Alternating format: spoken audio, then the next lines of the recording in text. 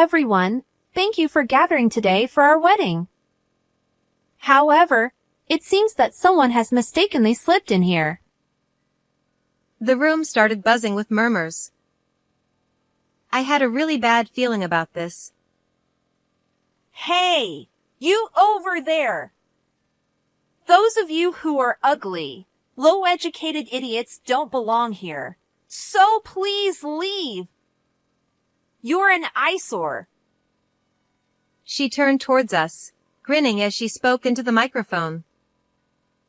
My sister, making such an outrageous remark at her own wedding, seemed oblivious to the frozen atmosphere in the room.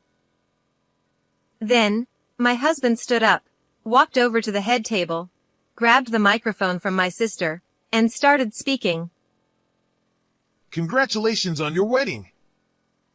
I'd like to say a few words of congratulations to you both. What is he going to say? What my husband said next was completely unexpected. As of today, Harris Transport will be ending its business relationship with Thompson Industries. What? My sister and her husband trembled at my husband's words. My name is Nancy. I'm 30 years old. I used to live at home with my mother and my older sister, Amy, who is 2 years older than me. I married my husband, Jason, 5 years ago, and we're still a very close and happy couple. He's my senior by 7 years and was my boss at work. Despite his calm demeanor, he's serious about his job and has always been sincere and kind to me. I trusted Jason deeply and happily accepted his proposal. It may seem like I'm living a happy life now, but I have a tumultuous past. When I was 16, my parents divorced due to my father's affair. After that, my mother raised us on her own, but it was clearly too much for her. During my high school years, my mother collapsed and has been in poor health ever since. Even though she was struggling, my mother worked tirelessly to support my sister, who was in college, and me, a high school student. But it was clear to me that she was pushing herself too hard. I couldn't shake the fear that we might lose her. With that fear in mind, I decided to give up on going to college and chose to get a job right after graduating from high school. I had always been diligent in my studies, and I don't think I was lacking in intelligence. It would be a lie to say that I didn't want to go to college. But I wanted to ease my mother's burden, even just a little. While it might be difficult for me to support the entire family on my own, I could save on college expenses and contribute financially by working. Having made up my mind, I told my mother that I would start working after graduation. Don't worry about me. Just go to college. Your sister is attending. So you must want to go too, right? No, it's fine. Of course, college seems fun, but I'd rather not see you push yourself too hard. But, Nancy, you've worked so hard at your studies. And because of me. It's not because of you. It's what I want to do. Please, Mom, don't push yourself anymore. My mother bit her lip at my words and, with tears in her eyes, said, Thank you. I'm sorry. After graduating high school, I threw myself into job hunting. As a high school graduate, finding a job was incredibly difficult to the point where it made me dizzy. However, one transportation company recognized my potential. That's where I still work today, Harris Transport. I still remember what the CEO said during the final interview. The most important things in our company are motivation and character. I have high hopes for you. Meanwhile, my sister Amy, having discovered the joys of campus life, started to change little by little. I'm not coming home again tonight. Mom, I won't need dinner tonight. And so, she began staying out until the early hours of the morning. One day, while I was relaxing at home because it was my day off, my sister found me and, with a scowl hidden between her brows, spat at me. Hey! Why aren't you at work today? Nancy, get out of the house! What? It's my day off today, but why? My boyfriend is coming over today. He's highly educated, and if he finds out I have a low-educated sister like you, he'll hate me. What? I was so shocked that I forgot to be angry. The cost of college tuition is quite high. My mother and I work hard just to afford it, yet my sister spends all her time playing around. And now, she's looking down on me for being a high school graduate? My anger began to boil over. But there was no point in arguing with her. All right. I'll leave today. I suppressed my anger, telling myself that it was my own decision not to go to college and to work instead, and I left the house. After that, my sister continued to date only highly successful men, handsome, well-educated, or wealthy. She had turned into someone obsessed with status, prestige, and academic backgrounds. My sister, who was beautiful, tall, and had a very pretty face with a good public image, must have been quite popular in college. Every time she got a new boyfriend, she would brag to me and started calling me a lowly idiot and a stupid woman. But despite all of this, I managed to keep going because I had a clear goal, to live without relying completely on my mother. Besides, I was fortunate to be surrounded by good people at work.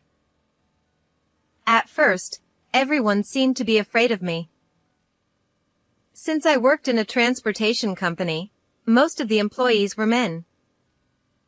The few female employees were mostly part-time housewives, and they seemed to avoid me, a young high school graduate working as a driver. However, as I continued working, people around me gradually started talking to me normally. I hadn't done anything differently, so I wondered why. One day, a staff member approached me. To be honest, at first, I thought you were some kind of scary girl who'd done something really bad, so I was wary of you. Scary? No way. I quickly shook my head in denial, and they chuckled softly. I know. But as we worked together, I realized how hardworking you are and that you're a serious and good person. I'm sure everyone else feels the same way. You've really been doing a great job. That person who said those words turned out to be my current husband. It made me realize that he had been watching over me all along. After that, we began dating, which eventually led to our marriage. By then, my sister had graduated from college and moved out, and I left home when I married my husband. Sometime after that, my mother, having completed the long journey of raising us, seemed to collapse in relief and passed away suddenly. It was a heart attack. Later, my sister, as the eldest, became the head of the funeral, which was the first time I'd seen her in about 5 years. It's been a while, Nancy. Yes, it has, Amy. Is that Nancy's husband? She said this while looking my husband up and down, as if evaluating him. It was incredibly rude, especially considering they had just met. Nice to meet you, Amy. I'm Nancy's husband, Jason. My deepest condolences for your loss. He seems like a boring man. What? How could you say such a thing? That's so rude. Shut up.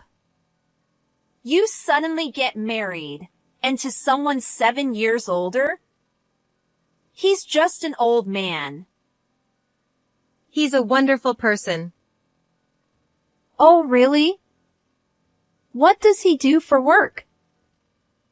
The fact that she immediately asked about his job after I called him wonderful was so typical of my sister.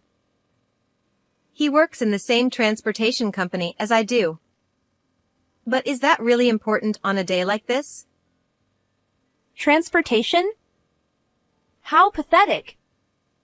An old man in transportation, probably earning a low salary. I bet you both have to work just to make ends meet. That's so embarrassing. I chose to keep working. Don't speak about things you don't know. As I got angry at my sister, my husband placed a hand on my shoulder. Nancy, calm down. Today is the day to say goodbye to your mother. She would be sad to see her daughters arguing on a day like this.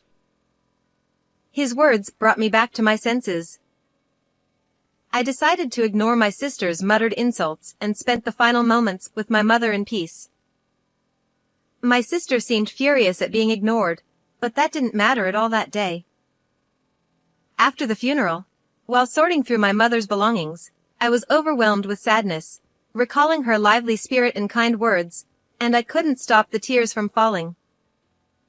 During those times, my husband was always there, offering me comfort and support. 2 years after my mother's sudden death. Nancy, there's a wedding invitation for you. What? I looked at the envelope and saw it was addressed from Amy. It was an invitation to my sister's wedding. Since my mother's funeral, my sister and I had grown distant, and we hadn't been in contact at all, so I was surprised to learn she was even getting married. Hey, Jason, my sister sent me a wedding invitation. To be honest, I feel hesitant about going to the ceremony. Maybe your sister wants to reconcile with you. You aren't always at odds with each other, right? We used to get along well. Maybe now that you're both adults, there are things you need to talk about. I'll come with you, of course. It's a good opportunity. Let's go together, okay? With his encouragement, I marked attending on the RSVP and sent it back the next day. The day of the wedding. Did you know that your sister's husband is the president of Thompson Industries? That's amazing. Really? No wonder the wedding is so grand. Looks like there are a lot of people here too. As we entered the chapel, chatting with each other, we waited for the bride to make her entrance. After a while, the bride and groom appeared. My sister, whom I hadn't seen in a long time, was dressed in a pure white wedding gown and looked absolutely beautiful. Seeing her so happy brought tears to my eyes. Congratulations, I whispered in my heart. After the ceremony, my husband and I stepped outside to head to the reception hall. There, we saw my sister and her husband, who had just exited moments before. Although it felt a bit awkward after not seeing her for so long, I decided to approach them. Amy, congratulations. You looked absolutely stunning today. My sister, however, responded with a dismissive tone. Oh, you actually came. Her husband, John, who was standing next to her, looked me and my husband up and down. So, this is your sister? Yeah, remember I told you? I have this worthless, high school dropout sister. Oh, so this is her? Haha, you two don't look alike at all, and she seems so ordinary. He chuckled, giving me a cold, condescending look. Right? And look at her husband, just an ordinary guy. I guess they were leftovers for each other. Enough. You were awful at the funeral too, but this is going too far. Say what you want about me, but leave my husband out of it. I was furious, nearly ready to lash out at her. Oh my! Scary! You're such an eyesore, you high school dropout. Why don't you just leave already? She shouted angrily at me. If I'm such an eyesore, why did you invite me to your wedding? Because my husband is a CEO. I wanted to rub it in your face. I'm prettier, and my husband is high status. Look at this grand wedding with all these people. But what about you? A pathetic husband and a plain wife. It must be humiliating, right? I just wanted to see your envious face. I'm surprised your husband even came along. How can you say such cruel things? Well, we need to go change for the next part of the ceremony. See you later, high school dropout. With that, my sister and her husband walked away. I could feel the anger boiling up inside me. I had worked so hard for my mother, for my sister. Even though my relationship with my sister had been strained, I always held on to the hope that we could reconcile one day. But to be mocked, not just me, but also my work and my husband. I can never forgive her. As I stood there, my clenched fists trembling with anger, I felt a gentle hand rest softly on my shoulder. Jason. It's okay. Nancy, you're a wonderful person. Education doesn't define you. If your sister can't see that, then she's the one who's truly blind. But she insulted you and your work. I can't forgive her for that. You're right. But don't worry. Leave it to me. Though my husband smiled reassuringly, I could see the anger in his eyes, showing that he was just as upset as I was. Afterward, we headed to the reception hall. A while later, my sister and her husband appeared, having changed outfits. Noticing I was still seated, my sister frowned. Ignoring her, I remained seated with a confident posture. The reception began, and my sister started her speech. But then she said something outrageous. Ladies and gentlemen, thank you for joining us on our special day. However, it seems that some people have mistakenly found their way into this event. The room filled with murmurs. I had a terrible feeling about what was coming. I'm referring to those people sitting over there. Low-educated, ugly fools who don't belong here. Please leave. My sister said this into the microphone, directing her words at us. Clearly, she was furious with me, to the point that she would say something like this at her own wedding. It was baffling that someone so brazenly rude could function in society at all. She seemed oblivious to the stunned silence that fell over the room. Overwhelmed with anger, I glared at her. Hey, are you listening? Hurry up and leave. Suddenly, my husband stood up from his seat and walked toward the front of the room. What are you doing? Hey, stay away. Get out of here, idiot. Startled by my husband's unexpected actions, my sister and her husband tried to brush him off.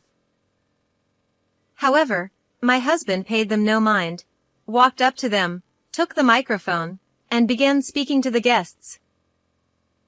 First of all, congratulations to the newlyweds. I'd like to say just a few words to both of you. What? What do you want, old man? As of today, my company will be terminating our contract with your husband's company. What? My sister's voice shot up in surprise. From the table where John's family was seated, an older man suddenly stood up. Could it be? You're the president of Harris Transport, aren't you? The man who spoke was John's father. John had taken over Thompson Industries from his father 2 years ago. My sister, not understanding what was happening, looked completely bewildered. It's been a while, Mr. Thompson. Yes, I am the president of Harris Transport, and the woman sitting over there is my wife Nancy, the executive director. As my husband said this, the guests on John's side started whispering among themselves. They were likely employees of Thompson Industries. What? This must be a joke. What's going on, John? What does he mean? That old man is the president?